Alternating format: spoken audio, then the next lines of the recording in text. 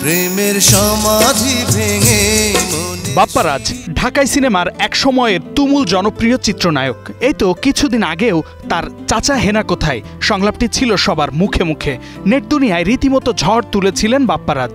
বাড়িঘর এত সাজানো কেন, আর হেনা কোথায়? বাপ্পারাজকে ঘিরে নেটিজেনদের উচ্ছ্বাসের শেষ নেই।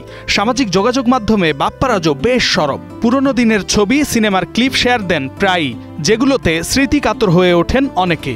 ও সাথী আমার তুমি। পর্দার ব্যর্থ প্রেমিক বাস্তব জীবনে অনেকটাই চাপা স্বভাবের। ব্যক্তিগত জীবন নিয়ে কখনোই মন্তব্য করেন না। সচরাচর দেখা যায় না কোনো ইন্টারভিউ কিংবা আড্ডায়।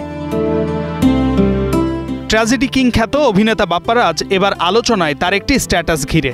12 অক্টোবর বাপ্পারাজ দিয়েছেন মন খারাপের পোস্ট, লিখেছেন বিদায়। তার সাথে জুড়ে দিয়েছেন কালো চশমা পরা একটি ছবি, যেখানে কপালে চিন্তার ভাঁজ নিয়ে বিমর্ষ হয়ে দূরে তাকিয়ে আছেন এই অভিনেতা।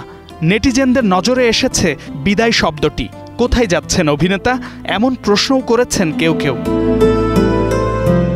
একজন লিখেছেন, ক্যাপশন লেখা যতটা সহজ, দর্শকদের কাছ থেকে আপনার বিদায় নেওয়াটা ততটাই কঠিন। কারণ জানতে চেয়ে আরেকজন লিখেছেন, কি হয়েছে হিরো? কৌতূহলী ভক্তদের একজন জানতে চেয়েছেন, বিদায় কি সিনেমার নাম? এত সব প্রশ্নের উত্তর দেননি অভিনেতা, জিয়ে রেখেছেন রহস্য।